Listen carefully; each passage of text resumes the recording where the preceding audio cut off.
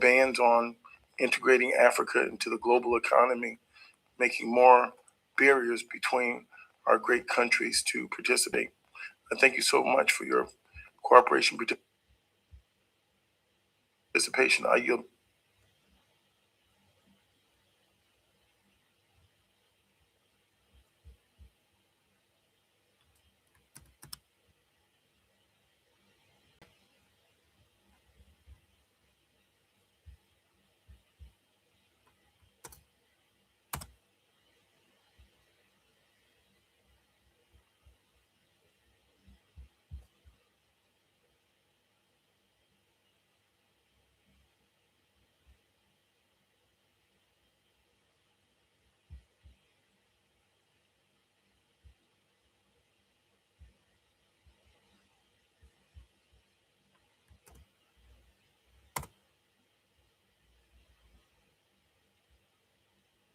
$100,000 children have been newly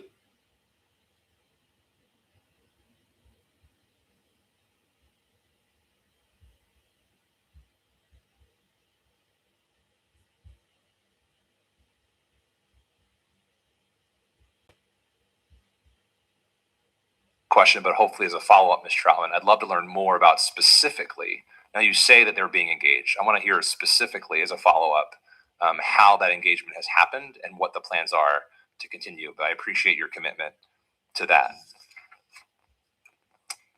I have a couple of questions I do want to get to while we're here today, and really grounded in the belief that policy should be grounded in the lived realities, the priorities, and the leadership of the Congolese communities themselves. Without it, we risk repeating the same top-down approach that has failed the Congolese people for 3 decades, no matter how strong the diplomatic support looks like from here in Washington.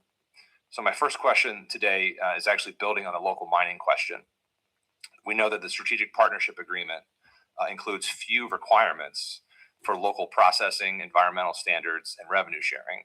I'm curious how the State Department will work to ensure that the wealth generated and produced by these resources or U.S.-backed firms will actually help drive local economic growth.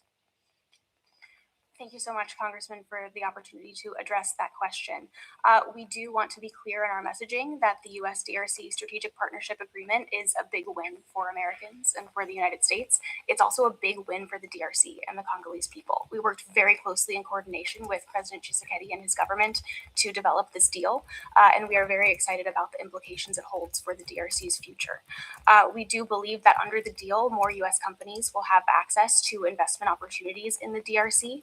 We know that U.S. companies bring with them the highest operating standards worldwide, which will help with local skills transfer, local job creation, and develop more economic opportunities across the DRC. And we look forward to seeing those actualized as we implement the agreement. The agreement also includes commitments from the DRC to regulate and formalize the mining sector.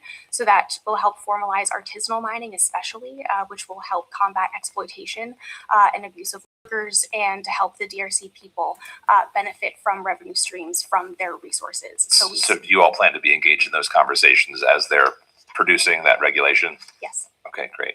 And then secondly, on child soldiers, we know that UNICEF reports that the recruitment and use of children by armed groups has increased by 60% in 2024 compared to the previous year. Additionally, the control of vast areas by armed groups in the eastern provinces of the DRC has entrenched instability, exacerbating the suffering of civilians.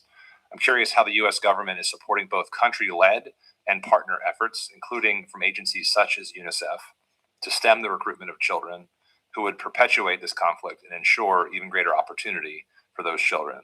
What active awards does the department have in the DRC that's working to address the needs of these vulnerable children? Thank you so much for the chance to address that issue. So I would say we continue to raise the issue of child soldiers at the highest levels in our cooperation with the DRC government. Regulations related to the use of child soldiers obviously prevent a significant amount of security cooperation with countries that have been deemed to have this issue. So in signing the bilateral U.S.-DRC security memorandum of understanding that we established on December 4th as well, we've been clear that in order to implement, we do follow, obviously, U.S. regulations, and the use of child soldiers continues to be of grave concern to us within DRC territory. So we will continue to work on that issue. And in terms of active awards, I can get back to you on specifics, but we do have awards that address the protection of children in vulnerable communities. So we do think that through providing these resources, hopefully children will have alternatives to joining these types of groups. That'd be great. I look forward to that. Thank you for your time. And with that, Mr. Chairman, I yield. I'd like to recognize Ms. Cherfilis McCormick. Thank you, Mr. Chairman, and thank you so much, Ms. Troutman, for being here today to answer our questions. My constituents have vocalized their desire to do more work with Africa, especially when it comes to business. So when this agreement came to fruition, many people were excited about the opportunities. Florida is a global trade gateway, home to major ports and logistic hubs, and increasingly connected U.S. markets to Africa. Stability between the DRC and Rwanda is essential for secure supply chain, responsible mining, material sourcing, and expanded two-way trade that benefits American workers and businesses. As Congress looks at President Trump's Washington Accords, it's important to assess how U.S. engagement can reinforce African-led peace efforts while also supporting economic integration and long-term regional stability. How is the United States working with Rwanda and DRC to advance cross-border trade, infrastructure, and material supply chains in ways that support peace and deliver measurable economic benefits? Thank you so much, Congresswoman, for the chance to answer that question. The U.S. stands ready to help the DRC and Rwanda implement the regional economic integration framework that I mentioned. So the goal of this framework is to incentivize peace and stability by providing opportunities for the DRC and Rwanda to cooperate on cross-border projects. And we certainly are encouraging U.S. companies to invest in these projects, and we hope to highlight certain efforts that they might want to get involved in as this year progresses. We also hope that we can attract financing, possibly from our tools like DFC and EXIM, to support projects like this that will enforce stability and really bring economic opportunities to the region. I will say that we continue to emphasize that peace and stability is necessary for the DRC and Rwanda to take full advantage of the regional economic integration framework. So we do look forward to supporting and promoting these opportunities, but we do need to see compliance with the peace agreement first. So do you have any specific incentives that you'll be using, mechanisms to support and encourage people to do business? Sure. So we are committed to highlighting opportunities in the countries of the Great Lakes region and attracting U.S. support and investment. This could include events hosted in D.C. to connect U.S. companies and advertise these opportunities also to the DFC and EXIM, our financing tools, and connect them with representatives of host governments to advertise these opportunities. So that's something we'll continue to work on as the year progresses. And I would welcome any recommendations you might have from companies that are headquartered in your district. And what do you believe is a realistic timeline for us to see this coming to fruition? We certainly hope to see progress this year. We are moving forward on implementing the U.S. DRC Strategic Partnership Agreement already. We hope to have the first meeting of the Joint Steering Committee soon, which will discuss opportunities specifically in the DRC that U.S. companies might be able to invest in. And we certainly hope to host an event convening companies and governments to discuss opportunities under the Regional Economic Integration Framework. So certainly hope to see progress this year. Wonderful. And what did the African Union facilitate, the talks that were happening in Togo? What did it realistically achieve? Sure. So we're very grateful for the African Union's commitment to supporting the peace process. We were very grateful for their explicit support of the Washington Accords and also the Doha Framework Agreement. We think that their support underpinning both of these processes is absolutely crucial. The AU has operationalized 5 former heads of state to take leadership on certain aspects of the peace process. So as I mentioned, we certainly hope that this conference strengthened their mandate so that they can move out on efforts to incorporate more civil society voices, to elevate humanitarian issues, to help with an inter-Congolese national dialogue and things like that. So we certainly hope to see their mandate strengthened as we move forward this year. So my last question, because we're extremely committed to the success of this accord, it's extremely important that Rwanda and DRC are successful, but also that our businesses can attach and be productive. So what do you need from Congress to give you the scaffolding for success? Thank you very much for that support. I would say we welcome your ideas and your thoughts on which companies might be a good fit for investment under these frameworks. We certainly welcome that feedback, and especially as we do hopefully hold events in Washington, we would welcome participation. So I'll certainly keep in touch with your staff on future Now, are you only opportunities. having events in DC? Because if you can come into Florida, we have great weather to have events. If we can lure you now. San Diego's very nice also, but you want to come to Florida. We would love to host events. We've been doing a lot of events, doing business with Africa, and people love it. So whatever we can do to help support and move this initiative forward, we would love to do. Thank you so much for being here. Thank you. Just a few follow-up questions, and I'll yield to my ranking member. I think Dr. Jackson had a question or two. I've read both of the statements that have been submitted by the respective countries. They're very, very good and comprehensive. They both start out from the onset. The DRC, Democratic Republic of Congo, extends its deep thanks to the United States of America and President Donald Trump for facilitating the December 25th Peace and Prosperity Agreement. For the first time in history, they write, a U.S. president has taken a personal interest in ending Rwandan-backed aggression in the war in eastern DRC. Without objection, that full statement will be made part of the record. And then the Rwandans, through their distinguished ambassador, write, Rwanda extends its profound gratitude to President Trump and his administration for prioritizing the Rwanda DRC peace process, and then points out that the accords represent serious progress towards permanent stability, security, prosperity in the Great Lake regions. And they thank everyone from Secretary Rubio, starting with President Trump, Vance, Masoud Bulus, and others for making this possible. Again, beautiful statements in large part. We're asking that they just implement them, be true to your word. And let me just ask you if I could, the church groups, and I meet with the church groups all the time, both countries. Senko, I've met with them for decades. They, there's a great deal of faith in each of these countries, people who really do believe in God, and they do believe in the power of forgiveness and mercy and reconciliation, maybe most of all, reconciliation, because that's needed more than anything else. I wonder how well we are working with them to try to get them, the church groups, to do more. I remember meeting many times with Rick Warren from the Saddleback Church, who had a very strong personal relationship with Kagame, and Jim Inhofe, the senator, he used to tell me how he would pray with President Kagame. We sometimes disagreed, but I would say, peace, just tell him there's more that could be done. And the onus does lie with him and the other president, Takashedi, to do more. And I'm wondering, if others, Senator Rounds, I know, has a good, robust relationship with Paul Kagame. I think the more people who are raising the issue that they listen to, maybe they listen to our subcommittee, maybe not. Maybe they listen to me or my good friend, Ms. Jacobs. But we're not going to go away, and they won't go away. They may have a particular influence on saying, let's end the hostilities and end the atrocities, and it can happen. I can't thank you enough for your leadership, and again, the president. As is noted in this one statement of DR Congo, first president. I remember arguing with the Clinton administration repeatedly about how they missed it on the atrocities being committed with the genocide.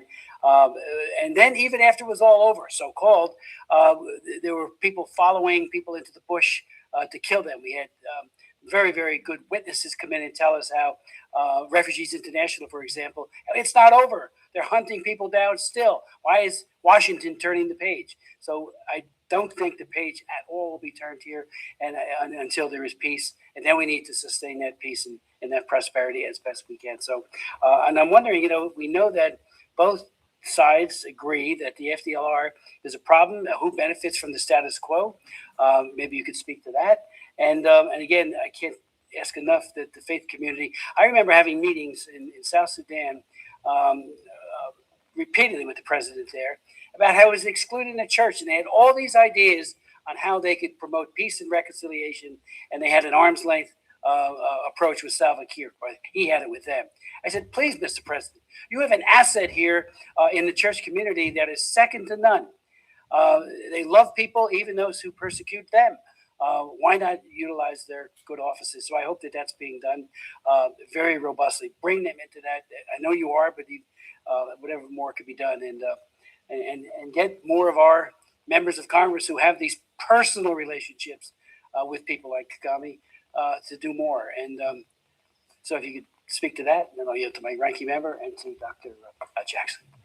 Thank you, Mr. Chairman. I think you're absolutely right. We greatly appreciate your efforts and the efforts of everyone who has contacts with both DRC and Rwandan representatives to please echo the call for implementation of the Washington Accords. That's the most important thing we can do, is to continue to draw attention to the promises that were made to President Trump and enforce the importance of implementation. So I would say your point on faith-based groups, we of course recognize and appreciate the important role that faith organizations play in both the DRC and Rwanda. I think that they will play a very important role in upcoming national dialogues, and we certainly hope that through the African Union's efforts, especially, their voices can be incorporated along with civil society and political opposition to create a real, genuine conversation where we can discuss the governance issues that we hope to resolve, especially in Eastern DRC. And the governance issues will be obviously discussed in the Doha track as well in future negotiations. I would say also that faith-based groups are very important in our foreign assistance implementation. We obviously work very closely with several groups in the DRC and really appreciate their support as we continue to deliver this life-saving assistance. I would also say, to your point about the FDLR is a legitimate threat. We certainly are not denying that. They cannot be allowed to operate in Eastern DRC. So we are certainly emphasizing to the DRC government that neutralizing the FDLR, as they have committed under these agreements, is absolutely essential, and we need to see more steps taken to do that. Now, while the FDLR is a legitimate threat, we do not consider the advance that we have seen from M23 backed by the RDF to be targeted at really neutralizing the FDLR. It has gone beyond the areas where we would see that interaction. So we, while we recognize the importance of neutralizing the FDLR, we must say that that is more a matter of the DRC not fully implementing its obligations under the agreements, but this recent advance that we have seen with RDF involvement has been a breach of Rwanda's obligations. So there's a difference in how we're handling those two issues. Thank you very much, Madam Secretary. Ms. Jacobs. Thank you. So I appreciate that civil society was consulted on the brief, but I think it's really important that they are actually included in the peace processes itself, and especially as the United States is making deals under the strategic partnership agreement. The brief alone is not enough. Now I'd like to turn to the humanitarian crisis. In late December, the Trump administration announced a $2 billion commitment through the UN Office for the Coordination of Humanitarian Affairs, OCHA, for humanitarian operations in 17 crisis-affected countries, including DRC. Ms. Troutman, given the crisis in DRC and President Trump's attention to the conflict, what portion of this OCHA funding will be used in DRC? Thanks for the opportunity to discuss the OCHA mechanism. We're very excited about this new and innovative way to deliver foreign assistance. We think that under the OCHA mechanism, we'll be able to respond more flexibly to crises that arise around the world and be more strategic in how we are obligating foreign assistance through the pooled funding mechanisms. While we have seen the high-level obligation to OCHA from the U.S. government, I'm not aware that we've set country-specific levels. So I look forward to keeping in touch with your staff on that issue as we get more clarity. Okay, and given the depth of need in DRC and other countries, does the administration anticipate or foresee making additional contributions this year? I would say that the DRC certainly remains a strategic priority for U.S. assistance. We remain committed to supporting populations in need and understand that that underpins our economic and security priorities. So we certainly remain committed to providing assistance in the DRC. Okay, so I guess you will tell me that you do not currently have the details to share what specific humanitarian programs, including funding levels, are ongoing in Eastern DRC right now? So I'll say that we, over the past year, have provided $191 million in life-saving assistance in the DRC. That contribution makes the U.S. contributes 30% of the humanitarian response in DRC, according to those numbers. So Can you send over the specific programs and dollar amounts? we can get you more information on that. Thank you. And then I also wanted to turn to peacekeeping. I know Chairman Smith asked a few questions, but as you know, the Trump administration cut FY25 funding for UN peacekeeping operations by nearly 50% in 2 rescissions packages. Because of these funding shortfalls, the UN has been forced to reduce troop levels for all UN missions, including MONUSCO, by 25%. The FY26 funding bill recently passed by the House would restore funding for UN peacekeeping operations. Given the importance of MONUSCO to stability in Eastern DRC, is the administration committed to providing full funding for the mission? Thank you so much for the chance to address MONUSCO funding. As I mentioned, the Secretary did provide funding for MONUSCO this year, and we look forward to Full funding? We did fulfill the U.S. obligation, I believe, this past year, and we certainly remain committed to assessing the mission. As I mentioned, we're very excited that its new mandate provides specific support to the Washington Accords, and we look forward to supporting the mission being more targeted and strategic in how it advances that objective. And are you committed to making sure that MONUSCO is not forced to continue operating with significantly reduced capacity?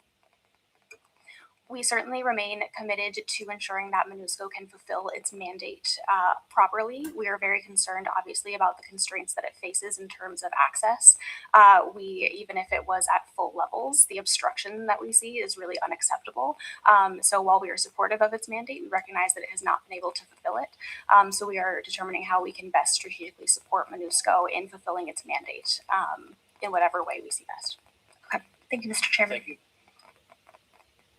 Yeah, I was just going to make one more comment too. I think is important to just highlight is, I think the big winner in all of this, the entity that comes out on top is China, and I think this happens all over the world. As a matter of fact, and it happens a lot in Africa. That China thrives in this environment where there's a lack of physical security and there's a lot of corruption, and I think that describes Eastern DRC, for the last few decades at least. But I think China's taken advantage of it, and I think they've taken advantage of the people in the DRC. And I just wanted to know, are we actively engaging with President Sheikh Hashedi and with the other government officials in Kinshasa about the problems with the Chinese? I would refer to it, I wrote it down here as strategic corruption, because they will promote this instability, because it keeps their competitors, Western investment out of these areas. And so until we get past some of that, we need to do that. And I've talked to some American companies that were in the DRC that were subject to this, where they had regulatory burdens put on them. They had overwhelming, unreasonable taxation on their businesses. And some of it was being driven by relationships with the Chinese, with the government in Kinshasa, to promote some of that, to kind of eliminate them as competition. So I think, many of my colleagues here have asked, how do we get some of these Western countries, the United States and some of our other allies, to come in and invest in the DRC and invest in become good business partners with the DRC. I think that until we address some of this stuff, it's also exceedingly difficult to do that. So have we had conversations about that?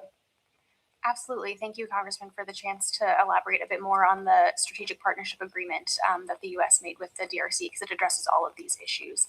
So we know that Chinese companies have a vast majority of ownership over critical mineral assets in the DRC, especially copper and cobalt assets.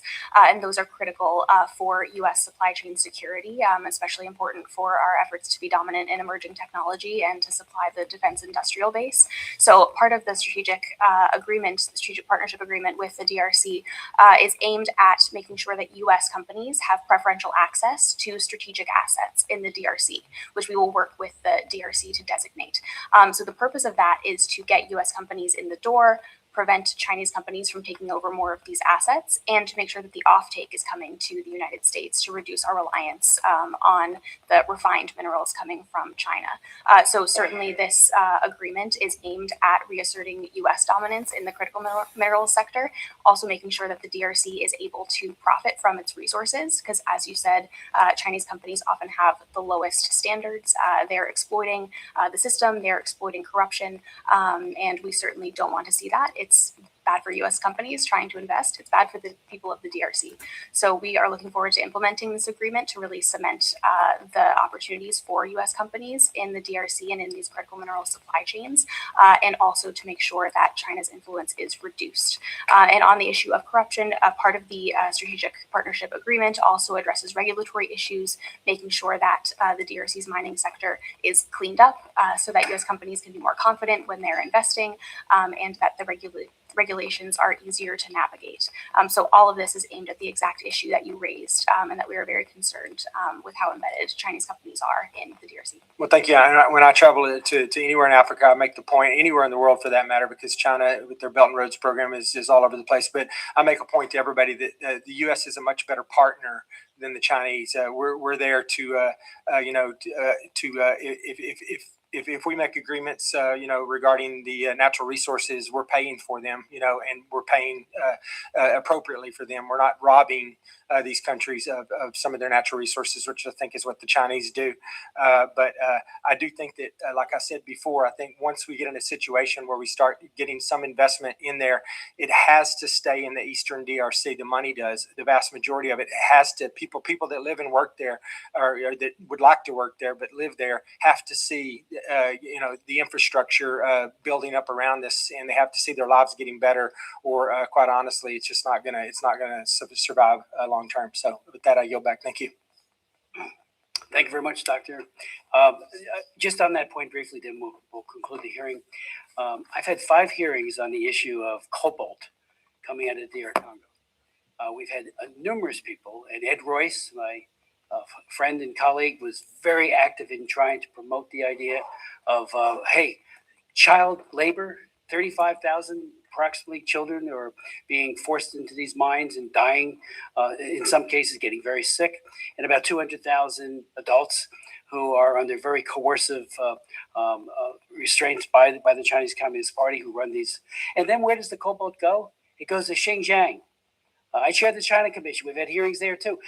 Xinjiang, where the Uyghurs are being so horribly repressed and oppressed, and then it comes here. Now, if we're going to have cars that use cobalt, fine, but don't do it on the backs of children and forced labor. And so our bill, which again I hope is moot because of this agreement, would provide a rebuttable presumption that anything coming out of DRC that goes to China has been tainted with slave labor and child labor, and therefore is inadmissible to the United States. We got a major portion of it, like I said before, passed in the Ways and Means Committee. But if all this fails, we're right back to doing that. And we also have a strategy embedded in the bill, because we want the people in DR Congo to enjoy the fruits of all of that richness that they have, and let them be blessed with it. Not the Chinese Communist Party that's using it to build out their military capabilities and to oppress maybe Taiwan next, certainly Hong Kong and their own people. So, this is so important that this prevail.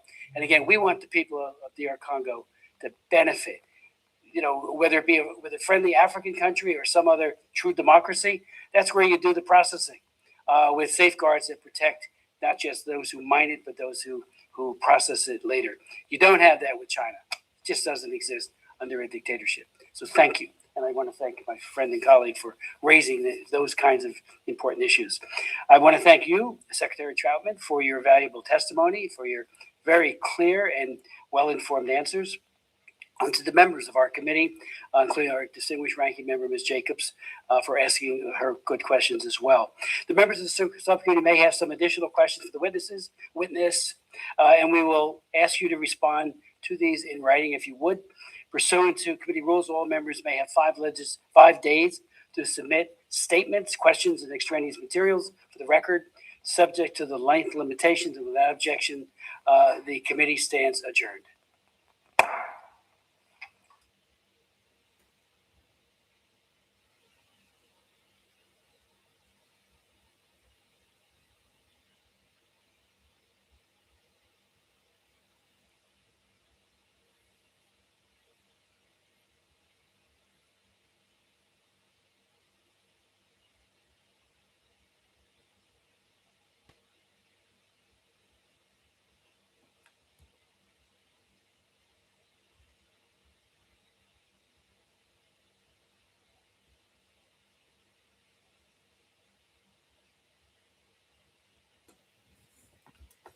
bakunze bamenye impamvu TV mwumvise uko